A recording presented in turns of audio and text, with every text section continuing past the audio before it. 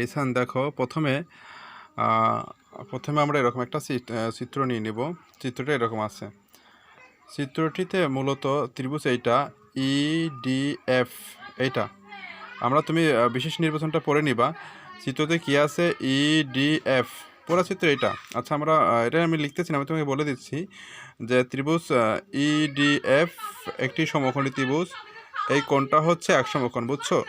এই কোণটা এক সমকোণ, এই কোণটা এক সমকোণ। দেখো এই যে ডি কোণটা হচ্ছে এক সমকোণ, ডি কোণ এক সমকোণ। এবং আমরা মনে করি ইডি এর উপর পি একটি বিন্দু এবং ইএফ এর উপর কিউ একটি বিন্দু, বুঝছো? কিউ একটি বিন্দু। তারপর পি কিউ যোগ করি। পি কিউ যোগ করলে আমরা পি কিউ একটি রেখা পাচ্ছি। পি কিউ যোগ করি এবং আর পর্যন্ত বর্ধিত করি, বুঝছো? পি কিউ যোগ করি, আর পর্যন্ত বর্ধিত করি, আর পর্যন্ত বাড়িয়ে দিই। তারপর এফ আর যোগ করি, এফ আর যোগ করি। আচ্ছা, এফ আর যোগ করলে আমরা পুরো ফিগারটা এরকম পেয়ে যাচ্ছি, ঠিক আছে? এখন যখন আমরা অঙ্কন শেষে আমরা এরকম একটা ফিগার পেয়ে যাব, তখন আমরা এখানে খেয়াল রাখবো। দেখো এখানে দুইটা সমকোণী ত্রিভুজ আছে। এখানে এই ফিগারটা থেকে আমরা দুইটা সেম একই ধরনের দুইটা সমকোণী ত্রিভুজ পাচ্ছি, এই একটা আর এই একটা, ঠিক আছে? দুইটা সমকোণী ত্রিভুজ পাচ্ছি। যেমন সমকোণী ত্রিভুজ লিখে ফেলো যে ত্রিভুজ ইপি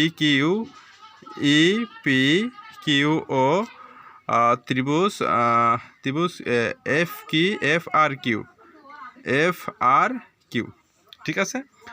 এফ আর কিউ আমরা দুইটা ত্রিভুজ পেয়ে যাচ্ছি। একটা হচ্ছে ইপি কিউ, এটা একটা ত্রিভুজ, এটা একটা ত্রিভুজ, আর একটা হচ্ছে এফ আর কিউ, ঠিক আছে? দুইটা ত্রিভুজ পাচ্ছি। এখানে দুইটা ত্রিভুজের দেখো মিল কোথায় আছে, একটু খুঁজে বের করো। দুইটা ত্রিভুজের মধ্যে মিল আছে হচ্ছে দেখো ইপি ইকুয়াল টু এফ আর, হ্যাঁ, ইপি ইকুয়াল টু এফ আর। দেখো তাহলে দুইটা ত্রিভুজ, এই ত্রিভুজের মিল কোথায়? মিল হচ্ছে এখানে। দেখো আমরা লিখতে পারি যে EP equal to F R, EP equal to F R, এটা লেখা যায় EP equal to F R. এইটা সমান সমান এইটা, এটা লেখা যায়। আবার এটাও লেখা যায়, আবার লেখা যায় ইকিউ ইকুয়াল টু, এখানে লেখো EQ equal to Q F, অর্থাৎ এইটা খেয়াল করো, এইটা ইকুয়াল টু এইটা, ঠিক আছে? তাহলে আমরা দেখো এই দুইটা ত্রিভুজের রেখান একটু খেয়াল করো। এই দুইটা ত্রিভুজের এই বাহু সমান সমান এই বাহু, এই বাহু সমান সমান এই বাহু, দুইটা বিপরীত দুইটা বাহু, দুইটা ত্রিভুজের দুইটা বাহু আমরা সেম পেয়ে গেছি। চারটা বাহু একটা একটার সাথে সেম পেয়ে গেছি, ঠিক আছে? এখন এখন অন্তর্ভুক্ত কোণ দেখো। অন্তর্ভুক্ত কোণ লিখো। অন্তর্ভুক্ত কোণ কি লেখা যায়? পি কিউ ই অথবা পি কিউ ই, এই অন্তর্ভুক্ত কোণ, এই কোণ এবং সমান সমান অন্তর্ভুক্ত কোণ এফ কিউ আর অথবা আর Q F, R Q F, এই কোণ, এই কোণ সমান এই কোণ, ঠিক আছে? এই কোণ সমান এই কোণ, এভাবে লিখতে হবে। P Q E equal to R Q F, R Q F. তাহলে দেখো আমরা এই দুইটা ত্রিভুজ থেকে আমরা দুইটা বাহু পেয়ে গেছি, সেম পেয়ে গেছি, দুইটা অন্তর্ভুক্ত কোণও মানে একই পেয়ে গেছি। তাহলে আমরা কি লিখতে পারি? ত্রিভুজ দুইটি সর্বসম, ইপি কিউ সর্বসম ত্রিভুজ এফ আর কিউ। আচ্ছা, তারপর এডিশন খেয়াল করো। দেখো এখানে আমরা এটা প্রথমে একটা পর্যায়ে চলে গেছে, এটা একটা আমরা দুইটা ত্রিভুজ প্রমাণ করে ফেলছি। এখন আবার লিখতে পারো, আবার দিয়ে লিখতে পারো যে EP equal to F R সমান, এটা আমি লিখতে পারি না? লিখতে পারি। EP equal to F R, EP equal to F R এইটা সমান এইটা। আচ্ছা, আমরা ইপি দেখো, ইপি ইকুয়াল টু এফ আরটা ঠিক থাকবে। ইপিউ যতটুকু ডিপিউ একই, তাহলে আমরা দ্বিতীয় লাইনে আমরা লিখতে পারি ইপির পরিবর্তে আমরা ডিপি লিখতে পারি, ডিপি ইকুয়াল টু এফ আর লিখতে পারি। ঠিক আছে, লিখতে পারি না? লিখতে পারি, কারণ দেখো চিত্রে দেখো ইপি সমান সমান ডিপি, সুতরাং আমরা এটা লিখতে পারি ইপির পরিবর্তে আমরা ডিপিও লিখতে পারি। সুতরাং ইপির পরিবর্তে দ্বিতীয় লাইনে আমরা ডিপি ইকুয়াল টু এফ আর লিখছি। ঠিক আছে, এখন দেখো এখানে আবার দুইটা কোণ লিখতে পারি।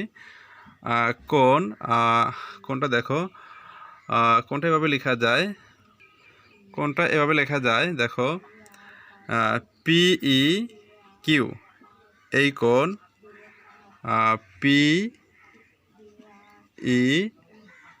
Q equal to PE Q, অর্থাৎ এই কোণ পিই কিউ, এই কোণ equal to Q F R, Q F R লেখা যায়।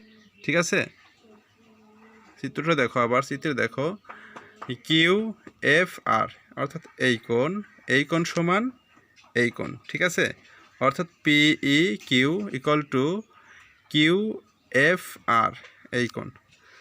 আচ্ছা, আমরা ওইটার পরিবর্তে লিখতে পারি দেখো পিই কিউ এর পরিবর্তে লিখতে পারি পিই কিউ এর পরিবর্তে আমরা পিই এফ লিখতে পারি। দেখো এখানে পিই কিউ এর পরিবর্তে আমরা এফ লিখব, এখানে না আসে বরাবর এখানে আসবো, অর্থাৎ পিই কিউ এটা একটা কোণ, আবার এটাকে আমরা এভাবে লিখতে পারি পিই এফ। ঠিক আছে, পিই কিউ এর পরিবর্তে পিই এফ লিখতে পারি, পিই এফ। ঠিক আছে, এখানে লিখছি পিই এফ ইকুয়াল টু, দেখো এখানে তারপর আমরা কোণ ইকুয়াল টু লিখছি কিউ এফ আর, এই কোণের পরিবর্তে আমরা লিখতে পারি ই এফ আর। ঠিক আছে, ই এফ আর লিখতে পারি, কিউ এফ আর এর পরিবর্তে ই এফ আর লিখতে পারি। ঠিক আছে, এতটুকু বুঝছো রিসান? আচ্ছা, এখন দেখো চিত্রটা আমি আবার অঙ্কন করি এই পেজে, বোঝার জন্য চিত্রটা আমি আবার অঙ্কন করব।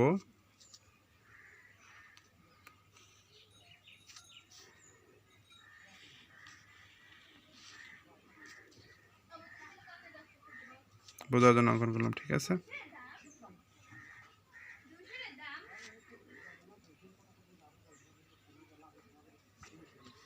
ঠিক আছে, ই ডি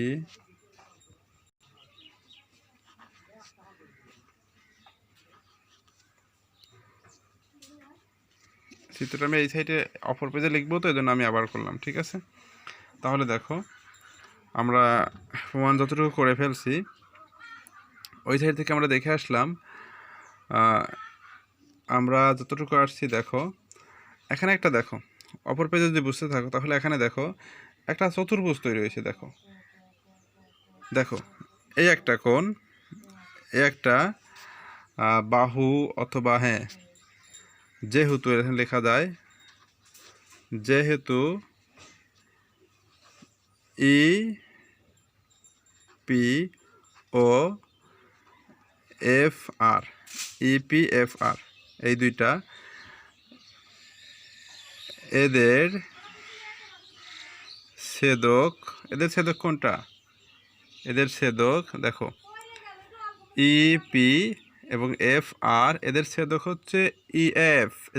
এটা হচ্ছে ছেদক, দুইটাকে ছেদ করছে ইএফ, এদের ছেদক তাহলে কি লেখা যায়? ইএফ।